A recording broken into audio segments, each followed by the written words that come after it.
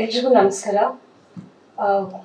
ನನ್ನ ಮಾತು ಸ್ಟಾರ್ಟ್ ಮಾಡೋಕ್ಕಿಂತ ಮುಂಚೆ Kumar sir, producer sir and Siddu and ಎಲ್ಲ ಕೋ ಆರ್ಟಿಸ್ಟ್ಗಳಿಗೆ ನಾನು ಫ್ರಮ್ ದ ಹಾರ್ಟ್ ನಾನು ಥ್ಯಾಂಕ್ಸ್ ಹೇಳೋಕ್ಕೆ ಇಷ್ಟಪಡ್ತೀನಿ.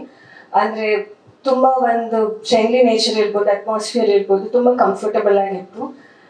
So thank you so much sir. Sir ಫಸ್ಟೇ ಹೇಳ್ಕೊಂಡು ಕರ್ಕೊಂಡ್ಬಂದಿದ್ದಾರೆ. ಓಟ್ ಆಫ್ ಥ್ಯಾಂಕ್ಸ್ನ ಜಾಸ್ತಿ ಹೇಳ್ಬಿಟ್ಟು ತಲೆ ತಿನ್ನಂಗಿಲ್ಲ ಅಂತ.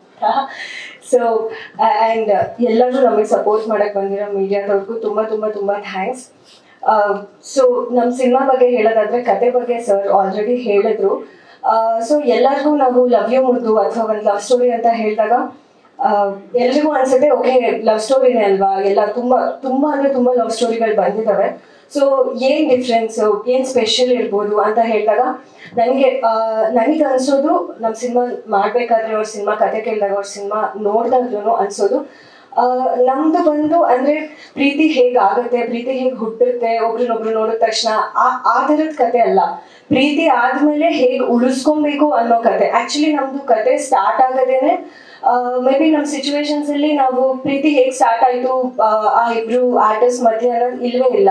ಸೊ ಪ್ರೀತಿ ಸ್ಟಾರ್ಟ್ ಆದ್ಮೇಲೆ ಪ್ರೀತಿ ಹೇಗೆ ಉಳಿಸ್ಕೊಬೇಕು ಅನ್ನೋದು ನಮ್ಮ ಕಥೆ.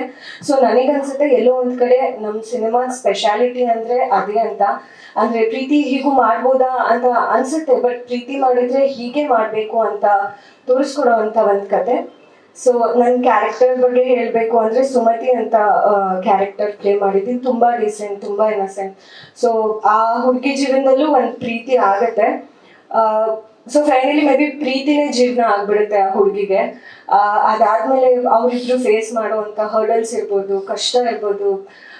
ಸೊ ಎಲ್ಲೋ ಒಂದ್ ಕಡೆ ನಾನು ನಿಜವಾಗ್ಲೂ ಅನ್ಸೋದು ಅಂದ್ರೆ, ನಾವು ಸಿನಿಮಾ ನೋಡಿದಾಗ ಬೈ ಹಾರ್ಟ್ ನಮಗೆ ಅನ್ಸೋದೇನಂದ್ರೆ, ನಾನು ಕುಮಾರ್ ಸರ್ಗೂ ಎಷ್ಟೊಂದ್ಸತಿ ಹೇಳಿದ್ದೀನಿ, ಕ್ಯಾರೆಕ್ಟರ್ ಪ್ಲೇ ಮಾಡ್ತಾ ಮಾಡ್ತಾ ಸರ್ ಒಂದು ಎಮೋಷನಲ್ ಎನರ್ಜಿ ಕೊಟ್ಟಿದ್ದಾರೆ ಕತೆಗಿರ್ಬೋದು ಅಥವಾ ಸೀನಿಗಿರ್ಬೋದು.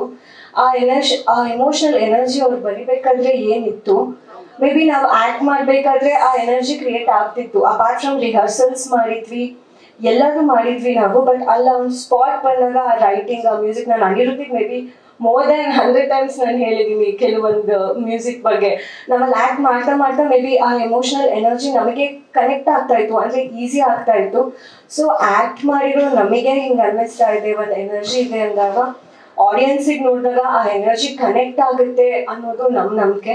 ಅದಕ್ಕೆ 100% ನಿಮ್ಮೆಲ್ಲರೂ ಸಹಾಯ ಬೇಕು ಆ ಎನರ್ಜಿನ ನಾವು ಆಡಿಯನ್ಸ್ವರೆಗೂ ತಲುಪ್ಸೋಕ್ಕೆ. ಸೊ ಆಕ್ಚುಲಿ ಲವ್ ಬಗ್ಗೆ ಪರ್ಸ್ನಲಿ ನನಗಿದ್ದ ಪಾಯಿಂಟ್ ಆಫ್ ವ್ಯೂನು ಚೇಂಜ್ ಆಗಿದೆ.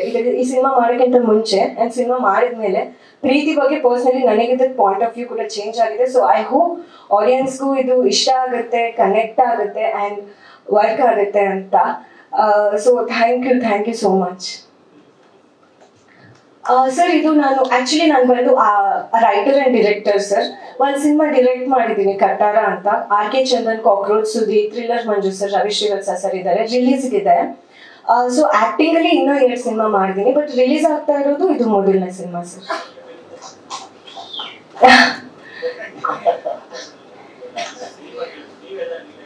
ಓಕೆ